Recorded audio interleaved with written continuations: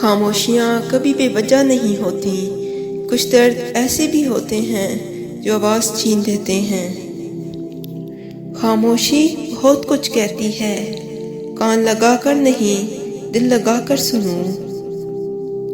جب انسان خود سے مخاطب ہونے لگتا ہے تو دوسروں سے خاموشی اختیار کرنے لگتا ہے۔ کسی کے ساتھ لڑنا جھگڑنا انسان کے وقار میں کمی لاتا ہے۔ لوگوں کو اپنی خاموشی سے ڈراؤ۔ جو انسان جتنا خاموش رہتا ہے وہ اپنی عزت کو اتنا ہی محفوظ رکھتا ہے۔ صبر، خاموشی اور لا تعلقی بہترین انتقام ہے۔ کچھ باتوں کا جواب صرف خاموشی ہوتی ہے، اور خاموشی بہت خوبصورت جواب ہے۔ خاموشیاں بے وجہ نہیں ہوتی، کچھ تو برداشت کیا ہوتا ہے۔ جو انسان تمہاری خاموشی سے تمہاری تکلیف کا اندازہ نہ کر سکے، اس کے سامنے زبان سے اظہار کرنا صرف لفظوں کو ضائع کرنا ہے۔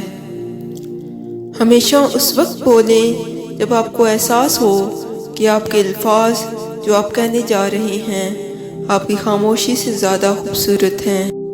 دو چیزیں انسان کی کمزوری ظاہر کرتی ہیں، جہاں بولنا ہو وہاں خاموش رہنا، اور جہاں خاموش رہنا ہو وہاں بولنا۔ خاموشی ایک عظیم نعمت ہے، بالخصوص اس وقت جہاں اختلاف زیادہ، آوازیں بلند، علم کی کمی اور دلیل کی کوئی اوقات نہ ہو۔ خاموشی ایک بہترین عادت ہے، خاص کر تب جب آپ جاہلوں میں گرے ہوں۔ کیا ہماری گہری خاموشی کسی کو یہ بتانے کے لیے کافی نہیں کہ انہوں نے اچھا نہیں کیا؟ کبھی کبھی حق پر رہنے کے باوجود خاموش رہنا پڑتا ہے، اس لیے نہیں کہ ہم ڈرتے ہیں، اس لیے کہ ہمیں رشتے بحث سے زیادہ پیارے ہوتے ہیں۔ تم جتنا زیادہ خاموش رہو گے اتنا زیادہ سننے کے قابل ہوگے۔ جب درد حد سے زیادہ بڑھ جائے تو انسان روتا نہیں، خاموش ہو جاتا ہے۔